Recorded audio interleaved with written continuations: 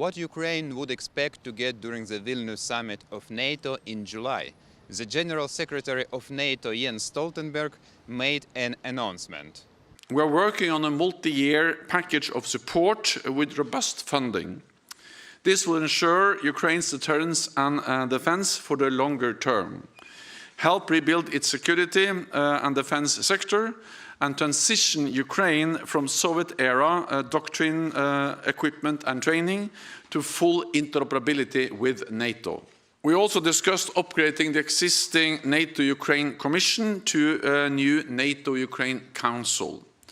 This would be a significant step to establish a joint consultative forum with Ukraine, sitting at the table as equals. Experts suggest that discussions about the agenda for Ukraine are still going on, and it is unlikely that we will see results before the summit. I'm sure that there is a vigorous discussion, both in Brussels and also in NATO member capitals, so in Washington, and in Berlin, and in London, and in Paris, right? And in Warsaw, and in Vilnius. I'm sure that there is an active conversation, discussion, even argument about exactly that question. And a final decision has not yet been made, I don't think.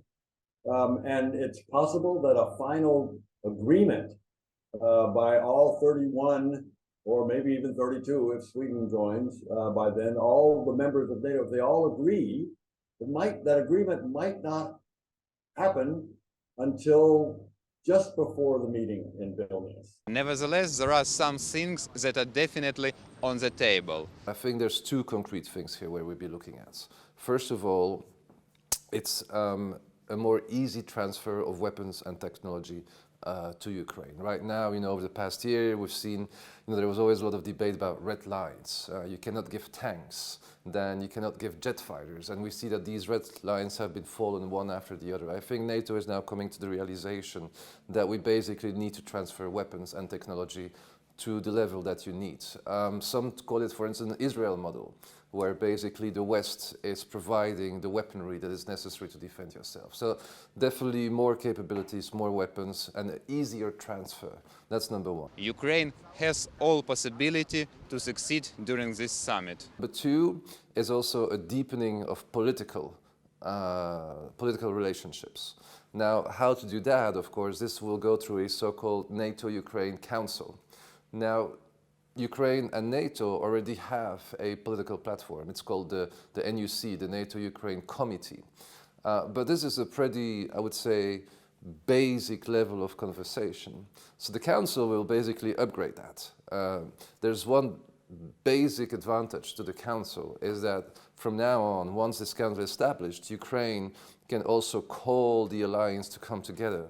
Once Ukraine perceives the emergency, once Ukraine perceives the need to do so. So basically, you could almost call it some sort of Article 4 that is being given to Ukraine. Not Article 5, the Article 4. The NATO-Ukraine Council is not about membership for Ukraine, but it gives Ukraine plenty of opportunities to promote its agenda and be more politically influential. I don't think you should perceive security guarantees in a way that suddenly Western armed forces will send boots on the ground in Ukraine. So I don't think that Ukraine should expect Western soldiers to be in Ukraine. But in terms of technology and weapons, yes, I think you should just expect to have more heavy weaponry. Take, for instance, the issue of the F-16s. I think it's only a matter of time before you will get them. Besides, the guarantee of military support could be provided. Well, NATO is building a fancy waiting room for you. You're not getting a membership action plan. A membership action plan is usually what a country gets on its way to membership.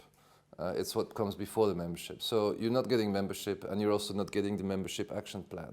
But you're getting a very fancy golden waiting room, and the NATO-Ukraine Council, exactly that. The stakes are extremely high, and this is in interest of NATO to continue supporting Ukraine. We should provide the weapons as we're doing now. Exactly as we're doing now. We should do that on a reliable, consistent, long-term basis, provide Ukraine with the weapons to deter another attack from Russia and defend itself from another attack. So that's again, that's what we have with Israel. We're providing right now Ukraine with more money for weapons than we provide the Israelis. There are things that can be done in the meantime, but the goal needs to be Ukraine in NATO as soon as possible. I think Ukraine should get those long-range missiles, the ATACMS missiles, the long-range artillery missiles. Ukraine should get those now, in any case. Vitaly Sizov from Brussels for UATV.